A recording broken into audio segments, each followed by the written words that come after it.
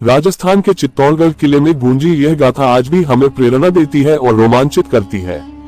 सिंघल आधुनिक श्रीलंका के राजा गंधर्वसेन और रानी चंपावती के राजमहल में जब एक बालिका ने जन्म लिया तो राजा ज्योतिषियों ने भविष्यवाणी की, यह बालिका केवल अपने परिवार का नहीं बल्कि पूरे इतिहास का नाम अमर करेगी। राजकुमारी का नाम रखा गया पद्मावती।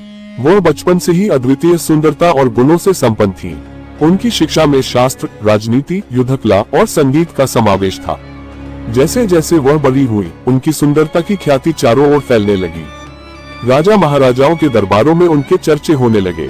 उसी समय राजस्थान के चित्तौड़ के राजा रतन सिंह की वीरता और पराक्रम की गाथाएं भी दूर दूर तक फैली हुई थी। सिंघल में आयोजित पद्मावती के स्वयंवर की खबर सुनकर रतन सिंह ने भी उसमें भाग लेने का निर्णय लिया, लेकिन पद्मावती के पिता ने केवल बलिष्ठ योद्धाओं को चुनौती स्वीकारने की अनुमति दी। राजा रतन सिंह को कई कठिन परीक्षाओं का सामना करना पड़ा। सबसे कठिन परीक्षा थी एक मायावी हाथी को काबू करना। रतन सिंह ने अपने साहस और कौशल से हाथी को वश में किया और स्वयंवर में विजयी हुए। राजा रतन सिंह ने पद्मावती को विवाह में जीतकर चित्तौड़गढ़ का रास्ता पकड़ा।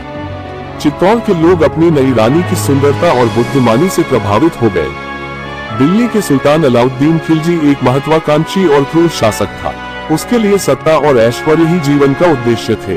जब उसे रानी पद्मावती की अप्रतिम सुंदरता की बात पता चली तो उसकी वासना जाग उठी। अगर ऐसी कोई रानी इस धरती पर है तो वह मेरी होनी चाहिए, उसने दरबार में ऐलान किया। खिलजी ने तुरंत चित्तौड़ पर अधिकार करने की योजना बनाई। वह जानता था कि चित्तौड़गढ़ का किला अजेय था और सीधे युद्ध में जीतना असंभव, इसलिए उसने कूटनीति और छल का सहारा लेने का निश्चय किया। खिलजी ने राजा रतन सिंह को संदेश भेजा, मैं चित्तौड़ से मित्रता करना चाहता हूँ, लेकिन यह मित्रता तभी संभव है जब मैं रानी पद्मावती की सुंदरता की एक झलक देख सकूं। राजा रतन सिंह और उनके दरबार में ये प्रस्ताव सुनते ही सन्नाटा छा गया।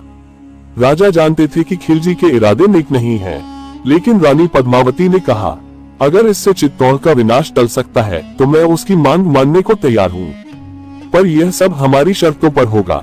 रानी पद्मावती की योजना के अनुसार खिलजी को शीशे में रानी को देखने की अनुमति दी गई।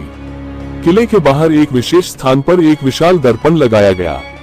खिलजी ने दर्पण में रानी को देखा और उसकी लालसा और बढ़ गई। ये स्त्री केवल मेरी होनी चाहिए, उसने अपने सेनापति से कहा। खिलजी ने मित्रता का दिखावा करते हुए राजा रतन सिंह को भोज पर आमंत्रित किया, लेकिन वहां उसने राजा को बंदी बना लिया। खिलजी ने संदेश भिजवाया, अगर रानी पद्मावती मेरी हो जाए तो मैं राजा रतन सिंह को छोड़ दूंगा। ये खबर सुनते ही चित्तौड़ के किले में आक्रोश और भय का माहौल बन गया, लेकिन रानी पद्मावती ने हिम्मत नहीं हारी। उन्होंने अपने सैनिकों और सलाहकारों के साथ एक साहसिक योजना बनाई। रानी ने खिलजी को संदेश भेजा, मैं आपके सामने प्रस्तुत होने के लिए तैयार हूँ, लेकिन मैं अपनी दासियों को भी साथ ले जाना चाहती हूँ। खिलजी ने ये शर्त मान ली। रानी ने 700 पालकियां तैयार करवाई, जिनमें उनके सैनिकों को छिपा दिया गया।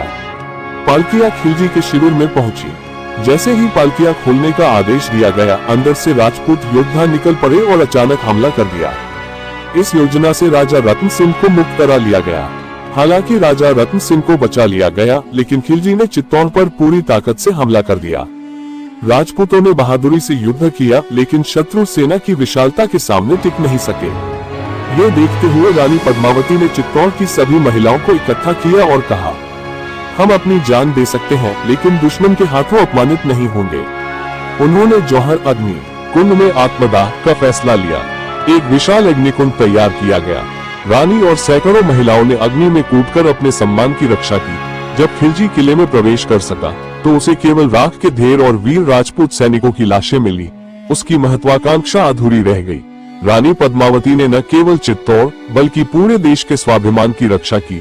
उनकी गाथा साहस, बलिदान और सम्मान की प्रतीक बन गई। आज भी चित्तौड़गढ़ का किला उनकी वीर